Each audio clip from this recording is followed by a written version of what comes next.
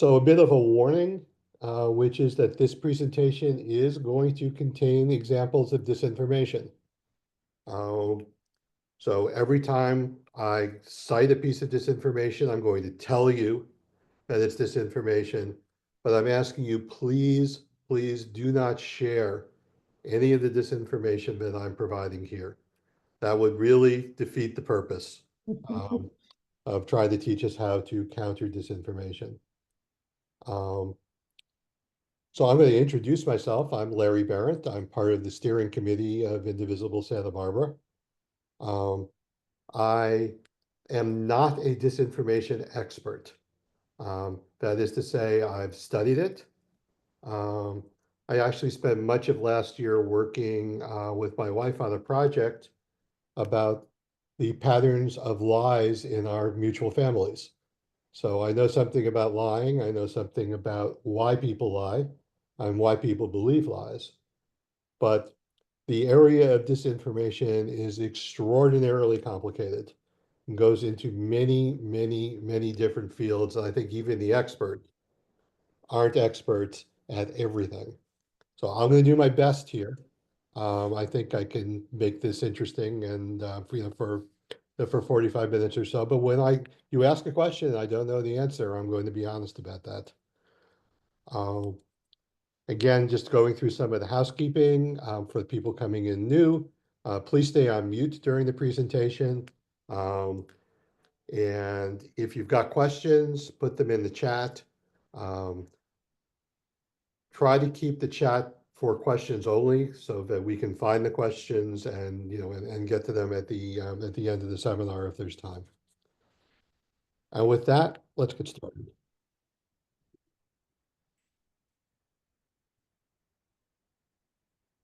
So I'm going to jump right into disinformation before we do anything else, because I like to get started with stuff before I tell you. Rather than telling you what I'm going to do and do it, I like to do it and then tell you about why I'm doing it. So at the top left is a text I got from a friend. I have friends on the left and the right, and this is a friend on the left, and rather on the right. And he said, "Did you hear? Doge has confirmed $84 million in taxpayer dollars went to the Clinton Foundation and was criminally misused by Chelsea Clinton, who bought a mansion with it and spent $3 million on her wedding." Now we're beginning to see why Elon Musk and Doge is doing what they're doing. And I get these texts and I go, where did this come from? Because I'm not in the right wing, ecosphere. So I do some research and I find these headlines. Wow, Elon Musk is stunned at this discovery. And things going on social media where people are sharing it. This site Canada Today, which is kind of a right-wing troll site, but Canada Today sounds friendly. They're Canadian, right? Um, a little more research reveals, like a lot of disinformation, this is recycled. The Clinton Foundation has been a topic of disinformation for a long time. So Rush Limbaugh, going back to 2015, 85% of every dollar. And it's funny, there was around $85 million they said was wasted by USAID. And we're seeing that 80, 85 number cropping up in the recycled disinformation going back years.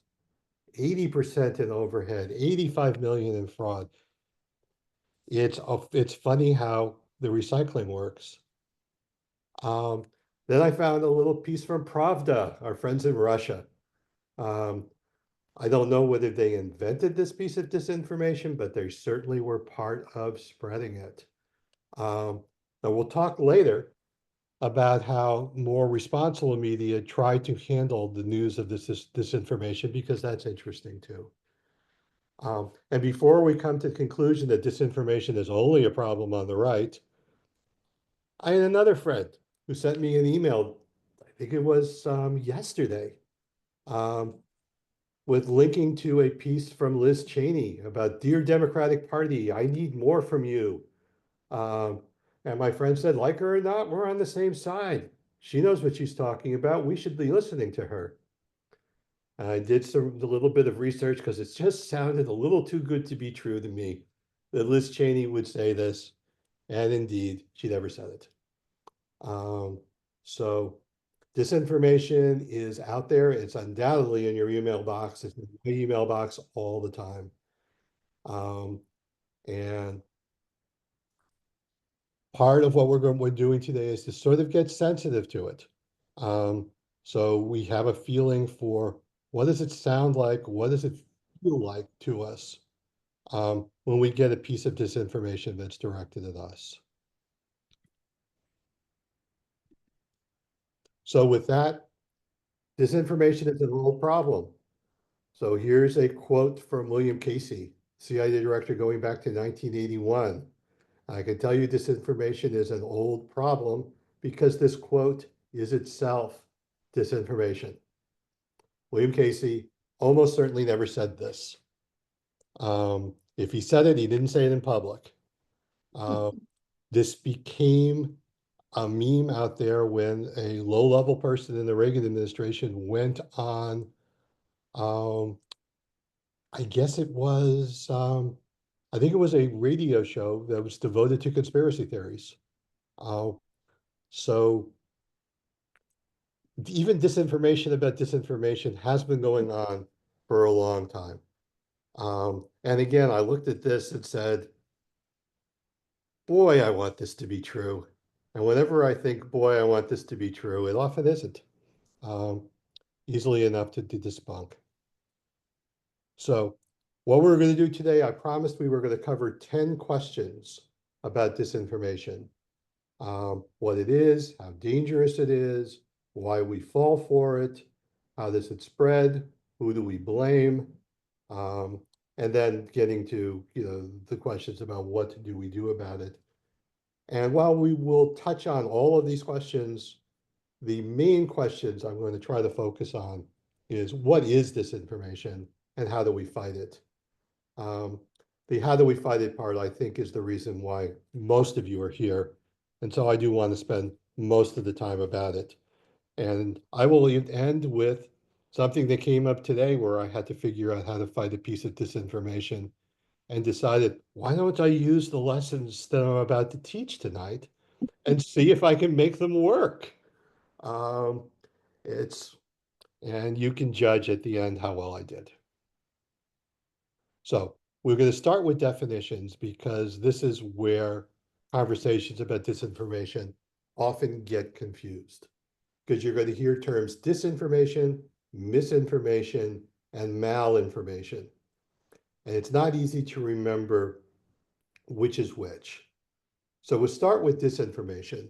And disinformation is a lie, but it's a lie that's deliberately shared, meaning it's an intentional lie. The person who or group that came up with it knows it's false, but is sharing the misinformation for a personal gain or political gain. And this is the classic stuff. This is, the stuff that comes out of the Trump administration is mostly disinformation. Misinformation is stuff that's false, but it's not deliberately shared by somebody who knows it's false. It's an innocent sharing of lies. And the person sharing it doesn't stand to gain from sharing it. It's, like my friend said, can you believe what Doge uncovered about Chelsea Clinton? Well, he's not going to gain anything from it. He just wanted to share it with me as a friend. Malinformation is a term that's becoming increasingly important. Malinformation describes almost everything I see on Fox News. Malinformation is something that is either true or has a grain of truth to it. But it's being spread in a way where the information is out of context or is distorted or in some other way. So it functions like disinformation. Um, but maybe you're not going to get sued for it because it's got enough truth in it so that you're going to be able to stand a libel lawsuit. Um, and while these three terms are confusing, another way to look at this is to ask the two questions. Is the information false? Is it being spread with an intent to harm? or an intent to profit? Um, if the answer to both of those questions is yes, it's disinformation. If it's merely false, it's misinformation. If there's some truth to it, but it's being spread like disinformation to harm, it's malinformation. And the lines here are fuzzy. And in particular cases, we can have a spirited argument. Is this disinformation? Is this misinformation? But these are the three concepts that are out there, even if they can't be neatly applied in every case. So let's try to neatly apply them in every case. I'm going to give you three cases. Oh, this is actually another thing in terms of determining disinformation. Look who's being targeted. If the group being targeted is a marginalized and vulnerable group, LGBTQ plus folk or immigrants, you're probably finding disinformation. Um, not always the case, but it works this way a lot. So we'll do a little quiz here. And since you're all being muted, you're going to have to be honest, and mark your answers correctly because we're not going to be checking your work. Um, Here's a case involving the former Canadian Prime Minister Justin Trudeau. Um, he was at a dinner where he made a joke.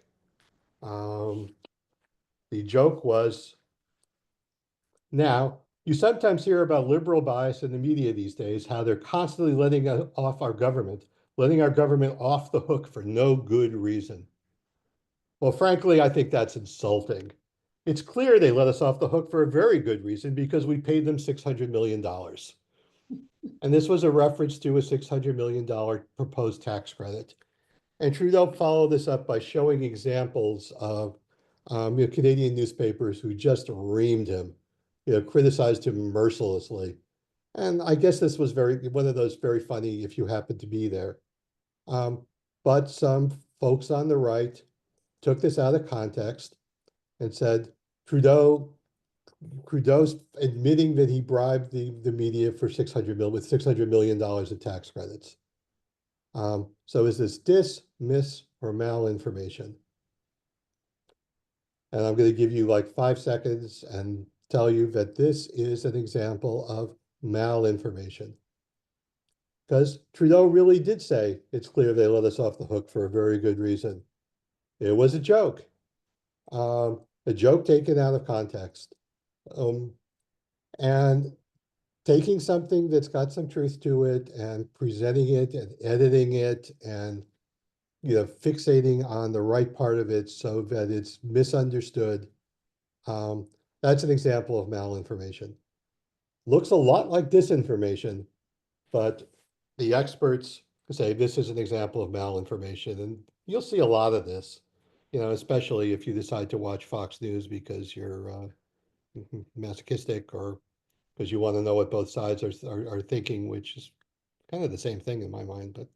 But so here's another example. This is a photo that got widely shared on Twitter of a man sitting in an airline seat that doesn't have a back to it. Somebody said, gee, EasyJet beats Ryanair to the idea of backless seats. There's a way to save money. How could this be legal? Uh, well, in point of fact, somebody snapped a picture of this person sitting in a broken airline seat before the person got moved to a seat that wasn't broken. Nobody sat in this actual seat during a flight, but it certainly looks like this person is flying in an Uber economy seat. Uh, so the question then is this miss, or malinformation? And the answer here is this is misinformation. Um, the person sharing this does nothing to gain from sharing this at all. It's not an executive with an airline company, not trying to get you to take the train or drive your car.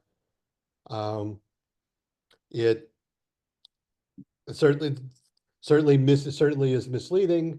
Um, it's not accurate. You wish the person had done something to try to fact check it, but this is misinformation. So you're probably guessing that my third example is going to be disinformation. And if you guess that, I mean, you still get full credit. But the woman here, her disinformation is so vile, I don't even want to repeat it. She's a scientist, so she knows the truth, but she's claimed, among other things, that COVID-19 is caused by face masks. She put out a movie called Plandemic about how COVID-19 was a government plot. So she lies. She knows she's lying. She profits from the lies that she's telling. This is pretty classic disinformation.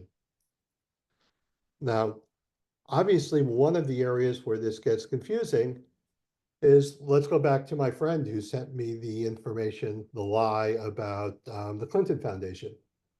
Um, he sent it innocently.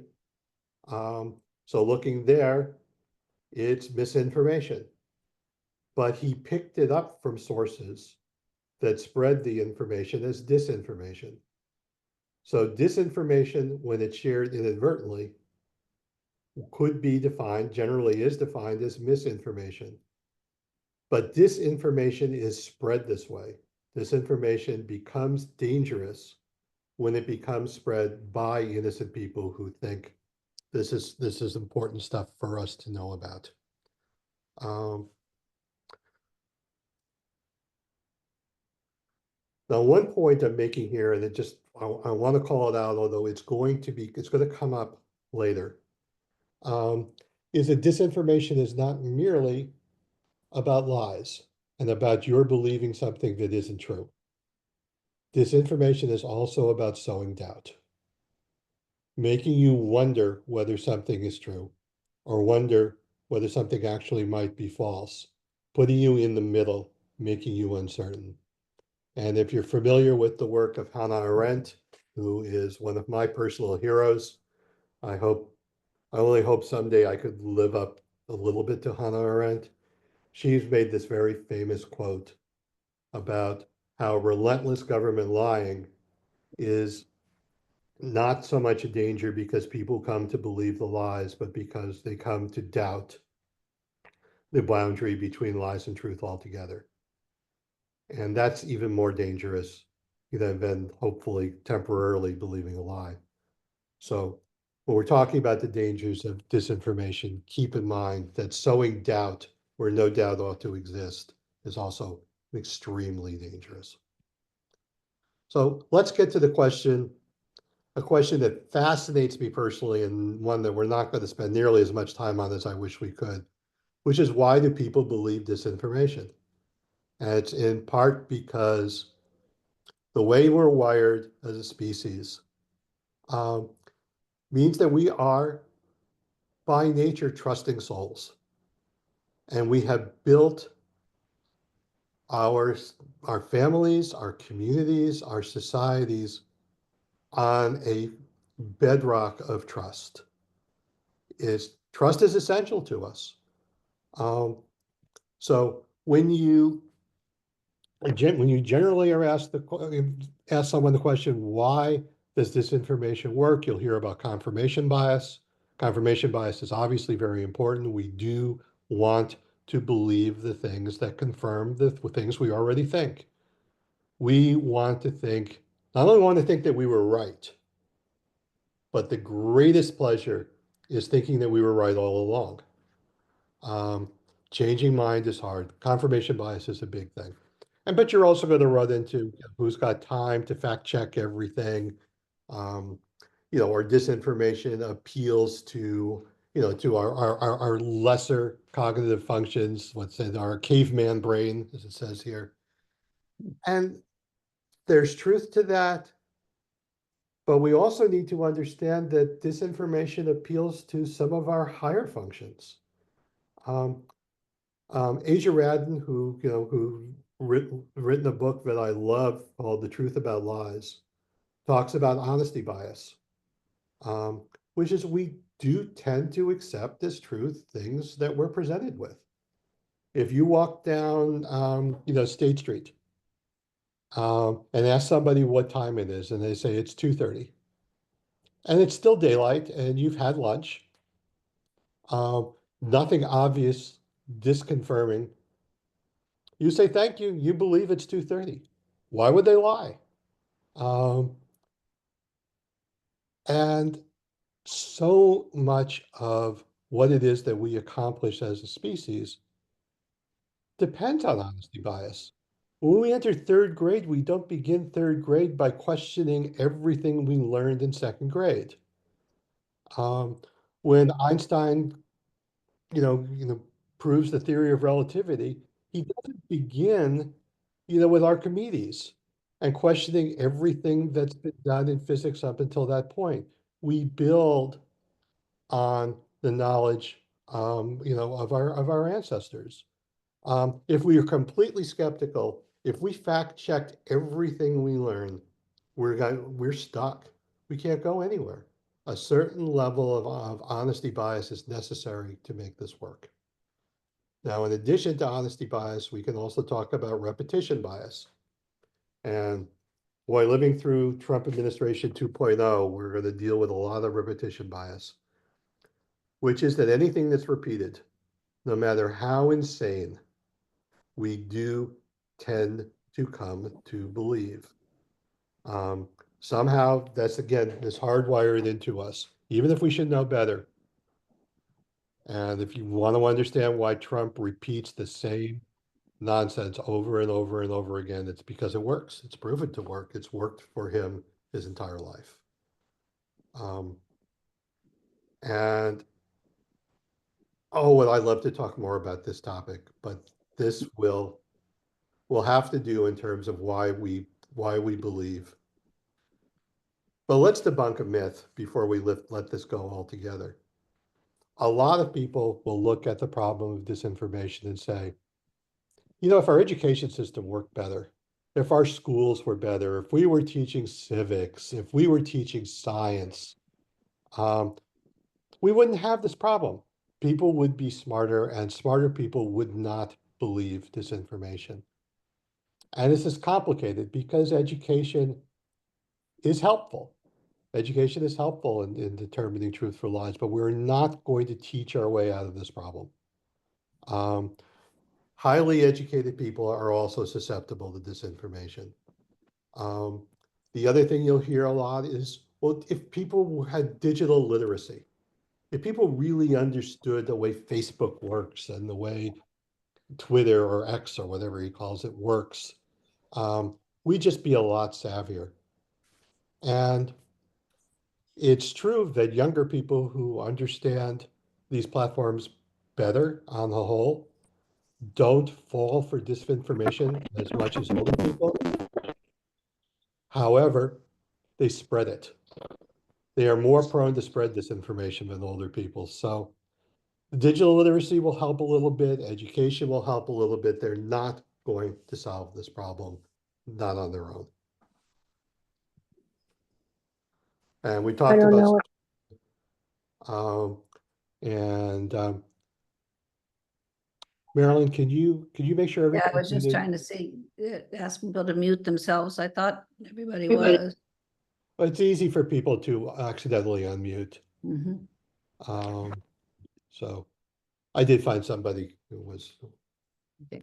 So obviously, social media and the importance of social media has increased the problems with disinformation because it is now so easy to get information out to millions of people with the click of a button. Um, Social media is a big part of this. Um, any comprehensive look at disinformation is going to spend a lot of time looking at social media. I'm not going to spend very much time looking at social media because in an hour there just isn't enough time. But you have to acknowledge its importance. So if you came here for a whole lecture about social media and disinformation, I have just profoundly disappointed you. But hopefully that's not the only reason you're here. Is disinformation dangerous? Um, the answer is not surprising. Yes, it is extremely dangerous. If you're Ukrainian, disinformation is very dangerous to your well-being because it is being spread um, to convince more and more Americans that support of Ukraine is a bad idea. So showing some examples of some of that disinformation, that Ukrainian aid is being stolen or is being diverted to Hamas. This is widely believed disinformation.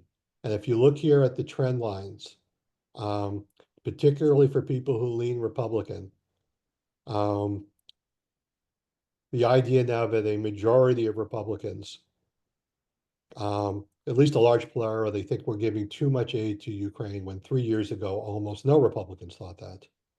This disinformation has an effect. It has an impact on our policy, and I believe a bad one. Another area where disinformation has been dangerous is with COVID-19. Unbelievably, there are a large number of Americans who believe that COVID-19 vaccines have killed millions of people, or can't say for certain that that's not true. The reluctance to get vaccinated has been part of why we've had so many COVID-19 deaths. So that's a danger. If you believe that free and fair elections, elections by an informed population are important, disinformation impacts elections in a big way. So we have a chart here that shows 4 big pieces of disinformation that circulated during last year's campaign. That crime is off the charts, which is false. That inflation is a huge problem and is not coming under control. Truth was, inflation was declining. That the economy was in bad shape when the stock market was at near highs. And that unauthorized border crossings were off the charts. Again, you can see Democrats were able to see through this disinformation by and large, and Republicans believed it. Now, did Republicans believe the disinformation because they were favorably inclined to Trump? Or were they favorably inclined to Trump because they believed the disinformation? It can't prove causation here, but the correlation is disturbing. Again, those are going to be the examples I'm going to show. But obviously, in a democracy, our ability to determine what's true and what isn't, to work off a solid factual basis is essential to what we're trying to do. And we get to the question, okay, who most engages in disinformation? Is it the political left or the right? And you can see here, there's always going to be an effort to try to make this a symmetrical issue. So this is a New York Times headline. Left-wing misinformation is having a moment. And if you read through the article, mostly they were talking about the conspiracy theory that the Trump attempted assassination last year was staged. That is at least misinformation, if not disinformation. There's just no decent proof that that was staged. But unfortunately, disinformation is by far a bigger problem on the political right. And we'll look at some examples for that. The first one on top, immigrants are causing an increase in violent crime. That's disinformation. Most Democrats know it's false, or think it's probably false. Most Republicans think it's true or probably true. But I want you to notice something here that's hidden in this statistic that's really, really important, is how many Democrats, independents, and Republicans fall into the muddy middle on this disinformation. So on the question, are immigrants causing an increase in violent crime? They are not. That is disinformation. But 78% of Democrats aren't sure. So it's probably true. It's probably false. That's disturbing.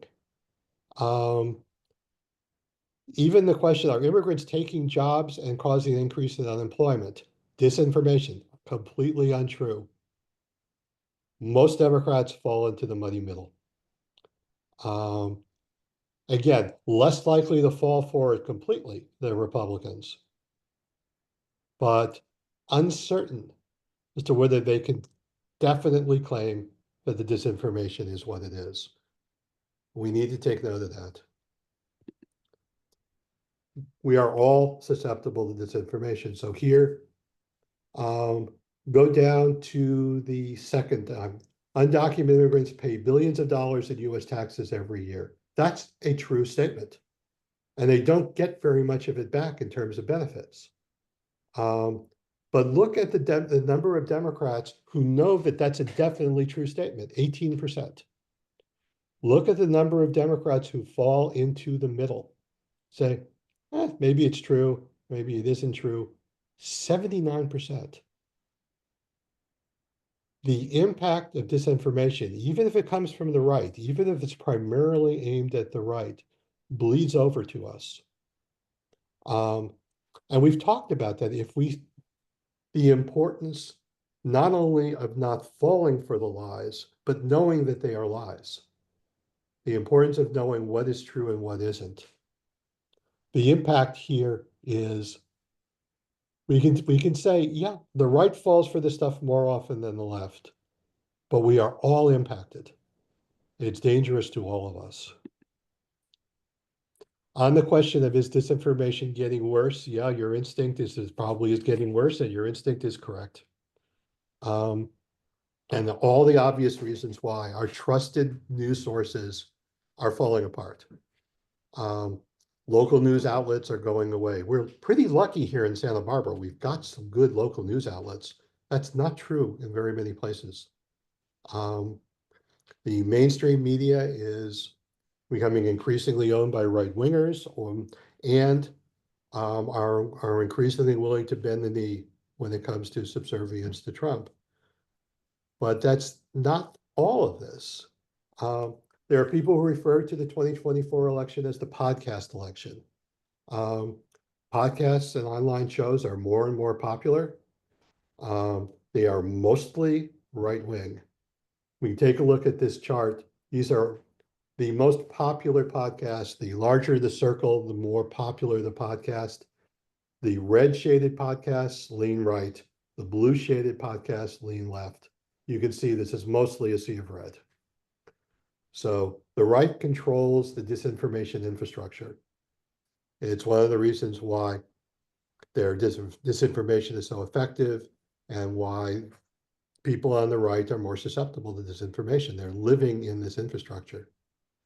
Um, I'll skip past this slide because we need to move forward. Um, this is a slide showing that Indivisible says 2025 is the age of disinformation, talking about things like platform deregulation, and the scrubbing of government websites of information that we can rely upon. Things are definitely getting worse. We can slide now a little bit into the question of how do we fight disinformation? And the idea that we can fight lies with truth, that all we need, that the light is the best disinfectant. That the battleground of in the battleground of ideas, the truth is going to win out. Boy, take that with a grain of salt, because oftentimes shining a light on disinformation just makes it that much easier to spot and that much easier to see. Our strategies for dealing with disinformation have to go beyond the belief that the truth is going to set us free. So we are now up to the part of the program where I'm hoping the reason that most of you are here. What do we do? If you're going to walk away from this with one idea, it's the idea of tactical disengagement. Treat disinformation as if you found in your backyard, right outside your patio, you find 3 feet under a cache of nuclear waste. This is not a great discovery, admittedly. What are you going to do? You are not going to dig the waste up, put it into a plastic bag, and carry it around with you saying, look what I found. Disinformation is toxic and you need to be very careful with it. So here are basic rules. Don't repeat it. Notice that I kind of violated that rule by repeating a lot of disinformation here, but I did it because I kind of had to. And I've asked you not to spread it. And I did identify it as disinformation, but do not repeat disinformation. Don't link to it. Don't share it. Not even to debunk it, not even to ridicule it. Don't comment on it. You are not going to be a social media warrior and get everybody to see in the Facebook post that the Facebook post is a lie. Don't share any information you received unless you've received it from a reliable source. And hint, Facebook is not a reliable source. And an email from your best friend, I'm sorry to say, is not a reliable source. I get tons of disinformation from my best friends. And you think they would know better because I'm kind of a scold when it comes to disinformation, but it doesn't stop them. And if you're going to share, verify. Tactical disengagement. And again, I'm going to repeat, do not share, do not repeat disinformation. There are no exceptions to this rule. And the example of this, what's been called the lie of the year for 2024, was Trump's lie that Haitian immigrants are eating pets.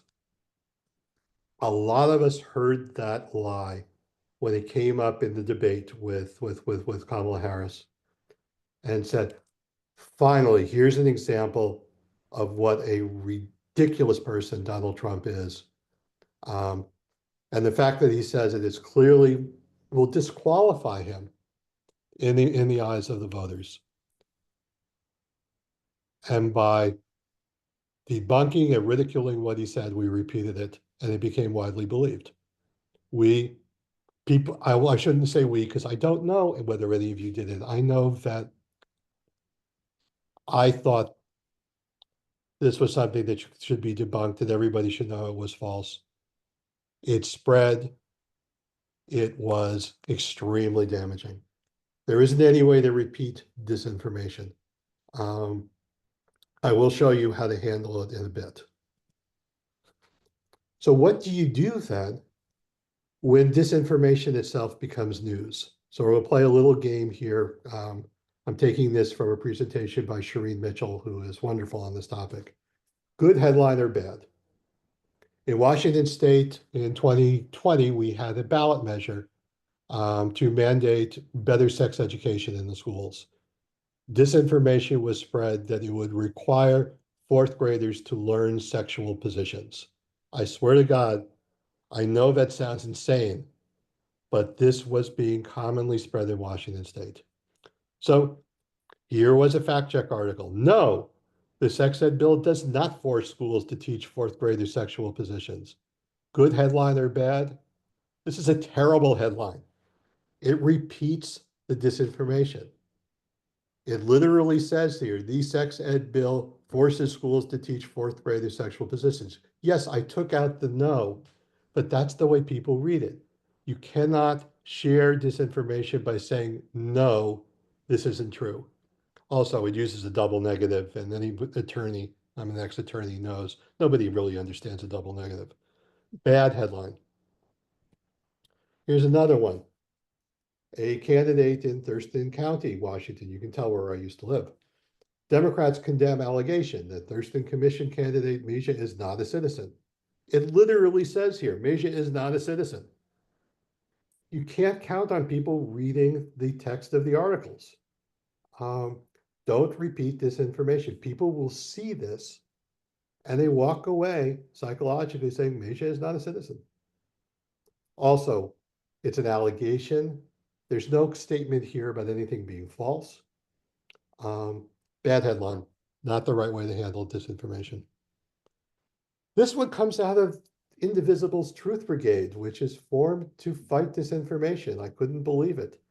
It shows how hard it is actually to do this work. Claim reversing climate protections will benefit the economy.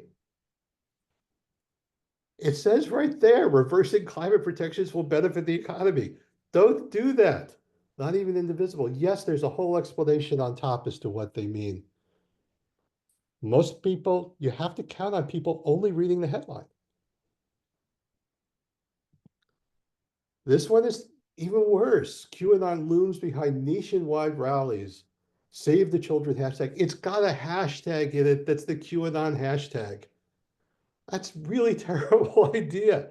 Anybody who searches that hashtag is going to be bombarded with QAnon. Doesn't see anywhere that QAnon is lying. It's hard to do this work. Now,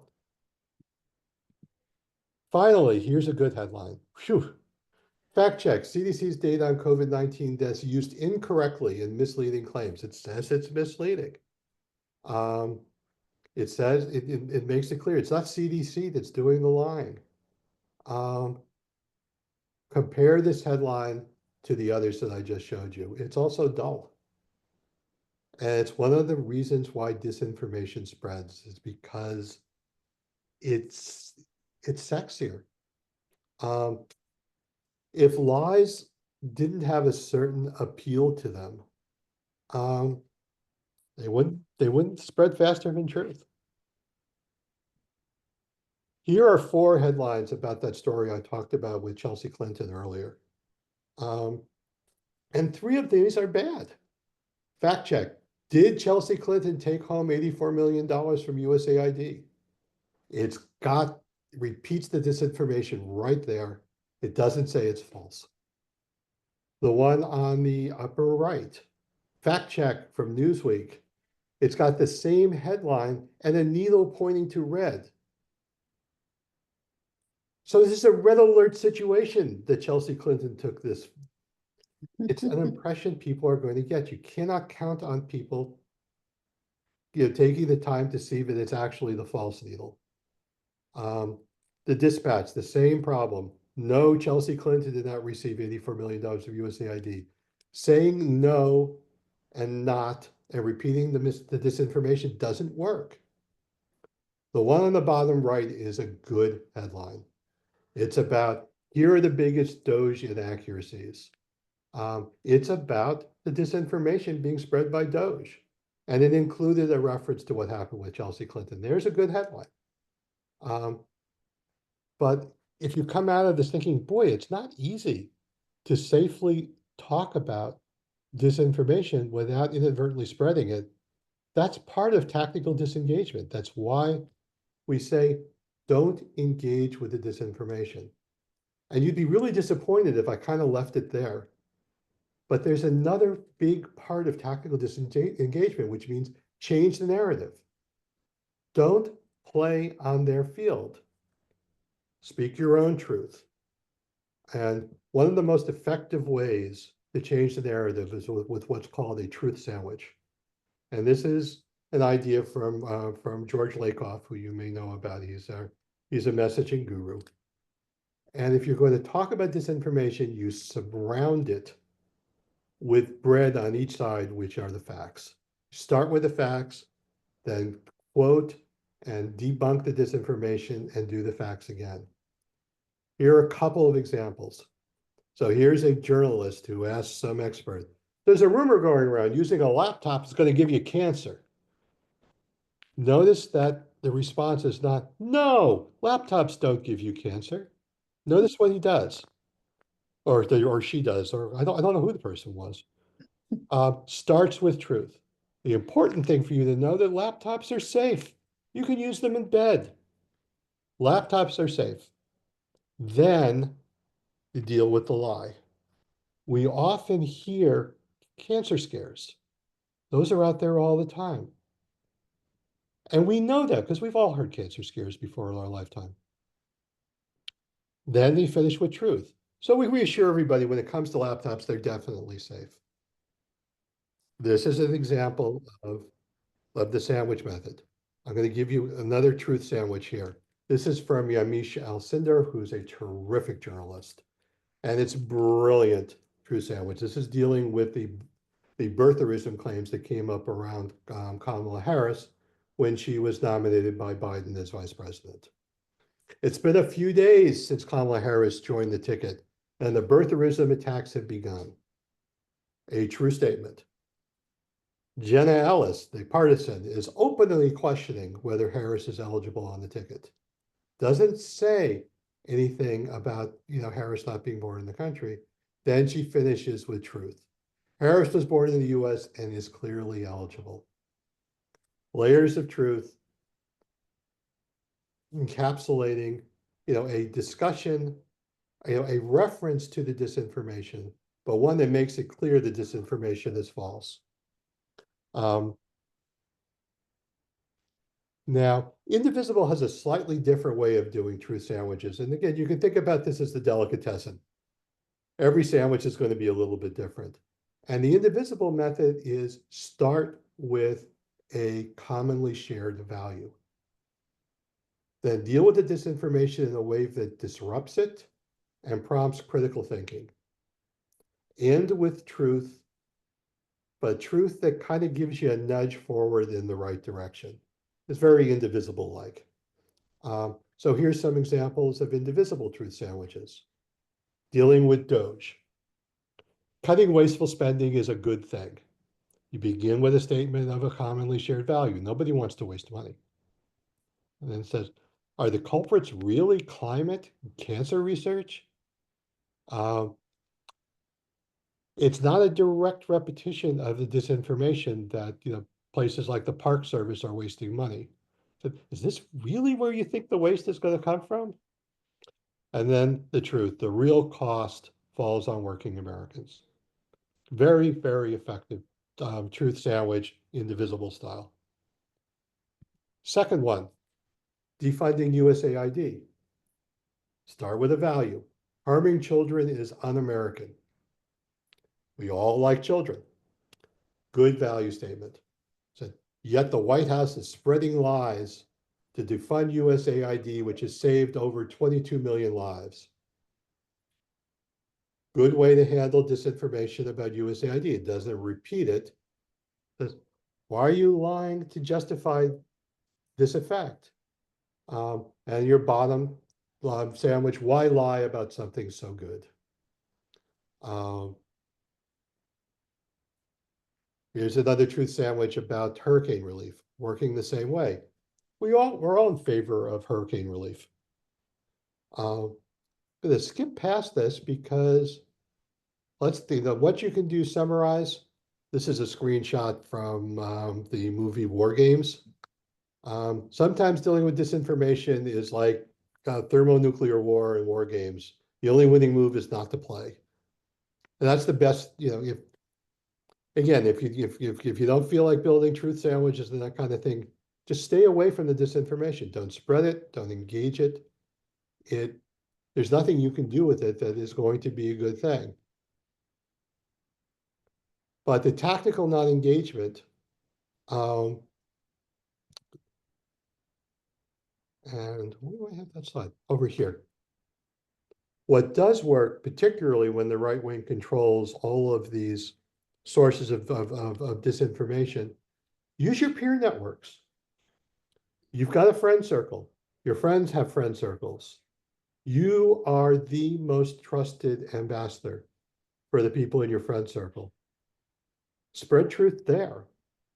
Focus there and try to think in terms of education. When you do your education, try to keep people sensitive to the idea that there's massive amounts of disinformation out there and it can be spotted. We don't have to fall for it. You can develop kind of a sixth sense when you run into something that might be disinformation. It's relatively easily debunked if with an internet search. The tactical disengagement and following the work that's being done by groups like the Truth Brigade and Indivisible, it's a good way to go. If we have time at the end, I can talk about what I had to do this afternoon with this Operation Guardian Angel. But the clock on the wall says it's time for me to stop talking and Marilyn and check to see if there are questions. No specific questions. A number of people have commented on a good presentation and would possibly like to ask you to do it again elsewhere. So I will pass on What? requests. Are you saying that there are people here who think that I like to have an audience? I'm shocked. I'm shocked that I gave that impression. Can I assume that anybody who registered you have email information on? Yes, I do. Okay. But yes, the short answer to the question is yes, I'm happy to do this again. Yes, we can share the recording once we edit it. Because there's a whole lot of stuff in the beginning where Marilyn and I are just talking, about what happened to us today. Yes, we can dive deeper into pieces of this that might be interesting. We can do a whole lot more in terms of, how to construct a truth sandwich, and even, do breakout groups where we try to construct them ourselves. And were you going to mention Santa Barbara Democrat? Is it Democrat? Oh, Are right. having another Then session? next, if you can't get enough of this conversation, and look, I do think inherently this is an interesting conversation. Because it does deal with our human nature, and it does go to this creeping authoritarianism that we are dealing with. The Democratic Women of Santa Barbara are having one of their I think they call them democracy labs, which take place at the beer garden, which is great because beer garden has the word beer in it.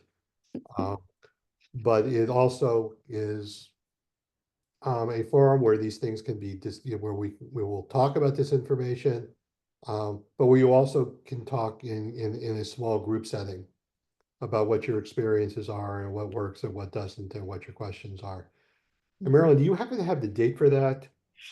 I'm sorry, I know it's going to be a Monday in June. it's an early June and it'll be in the calendar. Now I gather that not everybody on this session is in Santa Barbara. So this is obviously for those of you who do live in Santa Barbara. And if you know the Indivisible Santa Barbara website, indivisiblesb.org, this event will be in our calendar. And Marilyn, I think I can also send a notice about the event to everybody who That's did true. register for You can this, respond. because it's a great follow-up, and we love these democracy labs. It's one of those ideas that I kicked myself because we didn't think of it first. It's really good. Definitely encourage attendance at those. And thank you for reminding me. Should I end with how I tried to handle this problem today, creating a truth sandwich, or do we have? We'll say that anybody that needs to leave can, but if they want to hear this last bit, you should stay on for a few more minutes. So we got a call today from KEYT TV who wanted to do a story. In fact, they may have already done it. They may already have been on TV. I just haven't been able to watch, about what the Trump's Department of Justice is calling Operation Guardian Angel. I don't know where they come up with these names. This is an idea where they want to attack the framework in California that limits the ability of law enforcement to cooperate with ICE, with Immigration and Customs Enforcement. And they framed this in terms of these policies from California allow 1.5 million illegal aliens, and that include gang members and dangerous felons, to run around free. Even the worst criminal aliens in state custody are frequently released into the community, and this is what we're going to stop. And so I get a call from somebody at KUIT, said, we're doing this story. We'd love to interview you to get your take. And I'm going, oh, I so don't want to be interviewed on this, because this is very difficult to talk about. The point is that ICE is targeting our immigrant communities for an unprecedented attack, unprecedented persecution, creating enormous levels of fear, mostly targeting people with, if they have any offense record at all, it's mostly low-level stuff like DUIs. But how am I going to respond to specific that's saying that these policies are allowing dangerous criminals to run the streets? That's disinformation. I can't do, no, these policies don't allow dangerous criminals to run the streets, because that's exactly what I was about to teach you. I'm thinking, this just came up 4 or 5 hours ago for me. And I said, well, I can't do that and then go online and tell people that's what they can't do. I said, well, is it possible to create a truth sandwich? To try to deal with this, to create my own narrative. Now you can judge what I did. I think I give myself a B minus. I think in time I can learn to do this better. But here's what I did. I started with a shared value. We all want our communities to be safe. Then I tried to deal with the disinformation. Targeting a single community for political purposes and distracting law enforcement, from their critical work doesn't make us safe. I still think I could have done that better. But I didn't repeat the disinformation. I tried to put it on my own terms. And then I ended with my truth. We're safest when local law enforcement focuses on enforcing local law. I think I threw in some idea of it also. We're safest when local law enforcement acts in a trustworthy way. And you can judge this and say, well, it's maybe this comes across as too smooth. Maybe it came across as too pat. Maybe I didn't deal with the disinformation in a way as effectively as I could. I picked up the bat and I took a swing. I think it was definitely better than repeating the disinformation with a no, it doesn't. Do I hope in a week, in a month, in a year that I'm going to be able to do better than this? Yeah, absolutely. But just to let you know, this comes up for us day to day. And with that, if there are no questions, I'm going to say thank you so much for coming. I know some of you are missing the basketball playoffs because they're on in the background. And my wife and daughter are here rooting for the New York Knicks. If you heard any screaming in the background during this presentation, it was because somebody either made or missed a basket. But I hope you have a great evening, and give us feedback. On social media or elsewhere. Do you want more of this? We're certainly happy to try to set up more of these presentations. And thanks again. Thank you. I think you're